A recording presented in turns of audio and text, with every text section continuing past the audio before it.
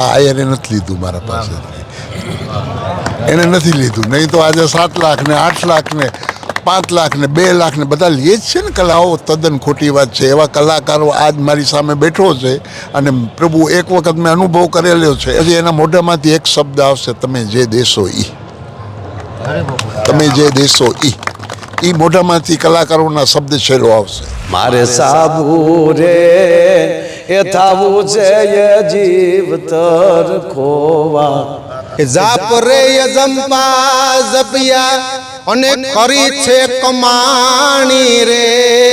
મહાશિવરાત્રિ પર્વમાં જે અમારા કલાકાર મિત્રો આવે છે એ કોઈ સંપત્તિ માટે નહીં, સંતતિ માટે આવે છે, મારે છે. અને એમાંલી આવી સનાતનતાની વીજળીનો સમકારો થાય ને તેથી આ વિશ્વગુરુનો વરસાદ 100% આ યુવા પેઢી વરસાવવાની છે, એમાં કોઈ શંકાને સ્થાન નથી. જેનામાં માત્રાઓ ભજનની ઓછી છે ને એને આ બધું દેખાય છે, એટલે એને એની કોઈ ચિંતા કરવાની જરૂર નથી.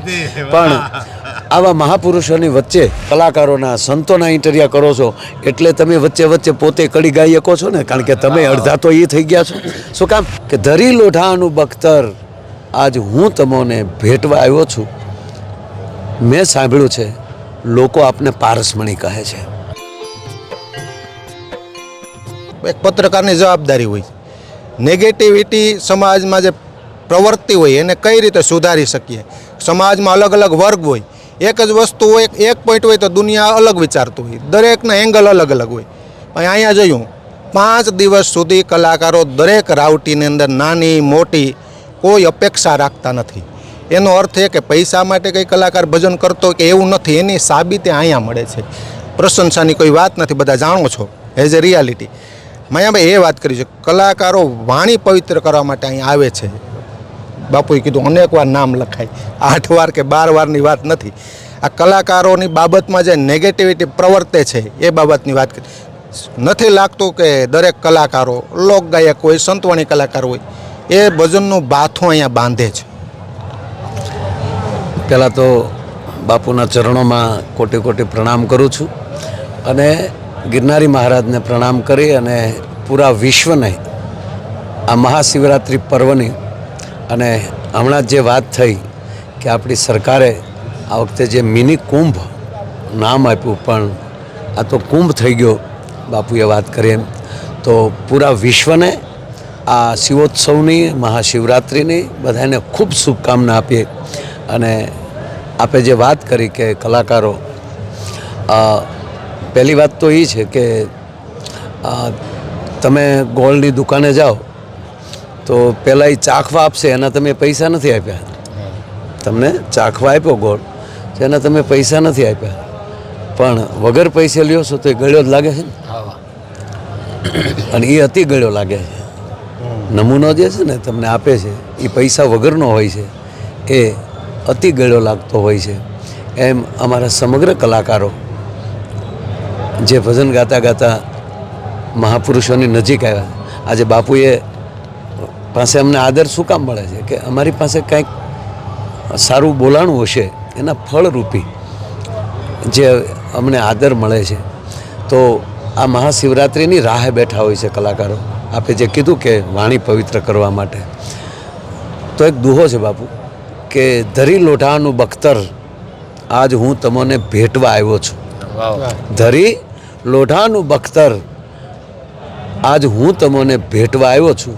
હવે પહેલું ચરણ તો તોડી નાખે એવું છે કે બખ્તર બાંધીને લડવા જવાનું હોય, ભેટવા જવાનું હોય કોઈને. બખ્તર જે છે, બખ્તર બાંધવું છે, ઢાલ છે, એ તો ઘા ઝીલવા માટે અને લડવાનું સાધન છે. પણ કવિ કે ધરી લોઢાનું બખ્તર આજ હું તમને ભેટવા આવ્યો છું. મેં સાંભળ્યું છે લોકો આપને પારસમણી કહે છે કે હું આપને ભેટી જઈશ ને તો મારું બખ્તર, આ મારું શરીર, આપણે લોખંડના છીએ, ગમે એવા ઘા ઝીલતા હોય, આ કરતા હોય, સંસારી છીએ, પણ એને કાયમ માટે કાટ ન લાગે એવું કોઈ ધાતુ હોય તો એ સુવર્ણ છે, એને કોઈથી કાટ ન લાગે. એમ અહીંયા શિવરાત્રિએ આવનારા હરેક માણસ પોતાના શરીરરૂપી જે ઢાલ, જે જીવની જે ઢાલ શરીર છે એ લોઢાની છે, એ લઈને અહીંયા આવે છે એ જ માટે આવે છે કે કદાચ આવા મહાપુરુષોનો ભેટો થઈ જાય તો આ શરીર છે એ કંચન થઈ જાય અને કોઈ દી કાટ ન લાગે અને કાટ એને જ ન લાગે કે કાલ કોઈ પણ કલાકાર ગુજરી જાય કે હાજર ન હોય પણ એની વાણી છે એ સારી બોલાયેલી હશે તો કાયમ જગત એને સુવર્ણરૂપી હાંચવીને રાખશે. તો આ મહાશિવરાત્રિ પર્વમાં જે અમારા કલાકાર મિત્રો આવે છે એ કોઈ સંપત્તિ માટે નહીં, સંતતિ માટે આવે છે, શાંતિ માટે આવે છે.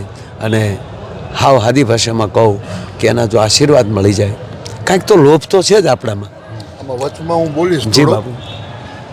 પ્રભુ ઘણા પ્રોગ્રામ ઘાટવાડના સ્ટેજ ઉપર માયાભાઈએ કર્યા છે, પણ ઘણા કહે ને કે માં કવર લઈએ કે આ લઈએ આ લઈએ, આ એને નથી લીધું મારા પાસેથી, એને નથી લીધું. નહીં તો આજે 7 લાખ ને 8 લાખ ને 5 લાખ ને 2 લાખ ને બધા લે જ છે ને કલાકારો. અને કોઈ કહે એવું કે કલાકારો રૂપિયા માટે જ કરે છે, હાવ તદ્દન ખોટી વાત છે. એવા કલાકારો આજ મારી સામે બેઠો છે અને પ્રભુ એક વખત મેં અનુભવ કરેલો છે એમનું. મેં કીધું તો મેં તો અહીંયા આમ કરવાનું છે, મને કે બાપા હુકમ કરો ને, હુકમ કરો. એટલે કોઈ કલાકાર પ્રભુ પૈસા માટે નથી. અને પ્રભુ એક એ મહેનત છે, પ્રભુ એ રોજીરોટી છે એમની, એવું કંઈ નથી. એની અંદર એમનું ઘર ચલાવવો છે, લે એમાં શું વાંધો છે. અને સમાજ દીએ છે ત્યારે લે છે ને, આમ સીધા ખીચામાંથી એમ કાઢી જ નથી લેતા ને, ખીચામાંથી કાઢી નથી લેતા. અને પ્રભુ એવા ઘણા કલાકારો છે, ઘણા કલાકારો. એની અંદર આની તો હું મારે અનુભવ છે ને આનો. પ્રભુ મારા પાસેથી ક્યારેય એમણે કીધું નથી કે બાપુ હું 2.5 લાખ રૂપિયા લઈશ કે કવર લઈશ, આજ દી સુધી નહીં. એટલે કોઈ કલાકાર આપણે સમજતા હોઈએ માનસિક તે આટલા રૂપિયા લે છે, આટલા રૂપિયા લે છે, હા લેતા હોય છે કલાકારો. પણ જ્યારે તમે પ્રભુ એની સાથે થોડોક તમે નજીક જાશો ને, પ્રભુ જે 7 લાખ કહેશે ને તમને, 5 લાખ કહેશે ને, પછી એકદમ તમે નજીકમાં જાશો ને, તમે એમ કરણી કહેશો કે આ ચીજ આના માટે છે, એટલે પછી એના મોઢામાંથી એક શબ્દ આવશે, તમે જે દેશો ઈ, તમે જે દેશો ઈ મોઢામાંથી કલાકારોના શબ્દ છેલ્લો આવશે. એટલે કલાકારો માટે આજે ઘણા કહે છે કે આટલા લઈએ, બહુ ખોટી વાત છે, આવ તદ્દન ખોટી વાત. લોક સાહિત્યમાં આ બાપુએ યાદી કરે એક કડી મને યાદ આવી સાહિત્યમાં કે જાપ રે યજંપા જપિયા અને કરી છે કમાણી રે, લેપ રે કરીને જગમાં લખાણા રે, હે સાધુડા તારી સાહેબી એટલે મૂળ ધનની વાત કરી છે બાપુ. અહીંયા એક વચ્ચે કડીની ચોખવટ કરું કે ગિરનારના ઉપર આપણે ચડીએ ટોચ ઉપર એટલે રિલાયન્સનું બાંધકામ ચાલુ છે, પણ એવું લાગે તો વિચાર તો કરો, આ ગિરનારનું બાંધકામ કોનું, આ જંગલોનું બાંધકામ કોનું. કોઈ પણ આપણે હોય, આપણા પિતાની ગેરહાજરી થાય એટલે 50-100 વીઘાના વારસદાર આપણે બનીએ. તો વિચાર તો કરો કે ઈશ્વરે આ સંતો પર કેટલી કૃપા કે પ્રકૃતિના ડાયરેક્ટ વારસદાર બન્યા છે, એનો ડાયરેક્ટ અધિકનો અધિકારી કીધો છે. એટલે આકાળી બાપુ લાગુ પડતી હતી ને એટલે યાદી કરી ફરીવાર મૂળ વાત ઉપર. કલાકારો સંતતિ માટે આવે છે ક્યાંક ને ક્યાંક. માયાભાઈ ત્યાંથી વાત બાકી હતી. અને જે મેં હમણાં જ દુહો કીધો એનું પ્રમાણ પણ મને અત્યારે મળી ગયું કે બસ હવે અમારે પુરાવાની જરૂર નથી, અમારે કોઈ હવે ચિંતાની જરૂર નથી. દુનિયા તો વાલા ફાવે એમ બોલે, પણ એ નકારાત્મકતાની જરૂર છે. પણ માત્રા કોની વધારે છે, આ તમે જે શર્ટ પહેર્યું છે સફેદ, મેં પીળું પહેર્યું છે, બરાબર. હવે તમે દાગ કોને કહો? હવે આનો આ જ કલર અહીંયા બેસી જશે તો એ ડાઘ લાગશે, કારણ કે એની માત્રા ઓછી છે. અને આનો આ જ કલર આ આખું સારું જ લાગે છે, પણ એ જો તમારા શર્ટમાં ડાઘ છે તપકું કરશો, એની માત્રા થોડી હશે તો એ દાગ લાગશે. એમ જેનામાં માત્રાઓ ભજનની ઓછી છે ને એને આ બધું દેખાય છે. એટલે એને એની કોઈ ચિંતા કરવાની જરૂર નથી. પણ આવા મહાપુરુષોની વચ્ચે એની નજીક બેસવા મળશે. અને આપણા યશસ્વી વડાપ્રધાન બાપુ એવું કીધું કે 2040થી 45માં આ રાષ્ટ્ર વિશ્વગુરુ બનશે, એનો પુરાવો અત્યારે બાપુએ આપી દીધો કે અત્યારે જે દેખાય છે ને એ કાળા માથા જેના ધોળા માથા નથી થઈ ગયા પણ યુવાન વર્ગ હજી કાળા ડિબાંગ વાદળાવાળા આડા મારે છે અને એમાંની આવી સનાતનતાની વીજળીનો સમકારો થાય ને તેથી આ વિશ્વગુરુનો વરસાદ 100% આ યુવા પેઢી વરસાવવાની છે, એમાં કોઈ શંકાને સ્થાન નથી. અને આ મહાપુરુષોએ જીવનને નીચોવી નાખવા માટે જન્મ લીધા છે.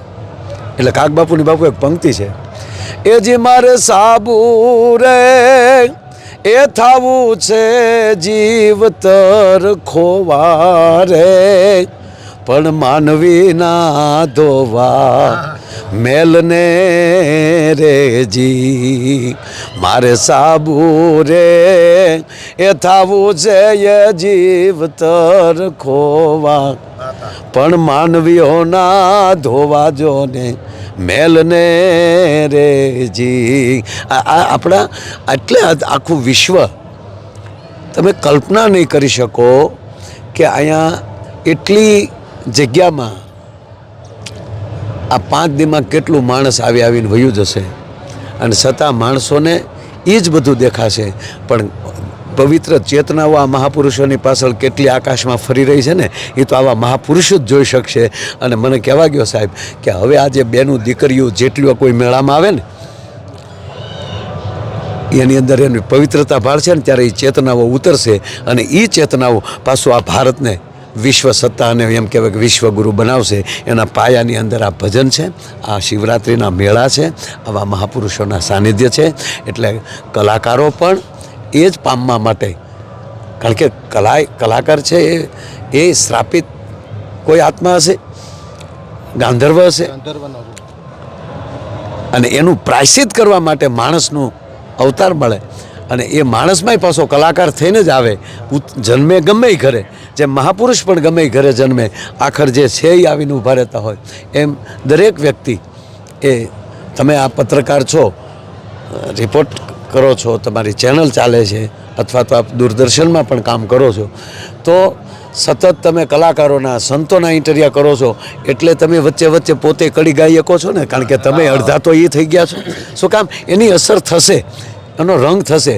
ત્રીજી વાત કે હથિયાર પોલીસ પાસે પણ હોય અને હથિયાર આતંકવાદી પાસે પણ હોય, પણ પોલીસ પાસે હશે તો તમને ટાઢક થશે, આતંકવાદી પાસે હશે તમને ભય લાગશે.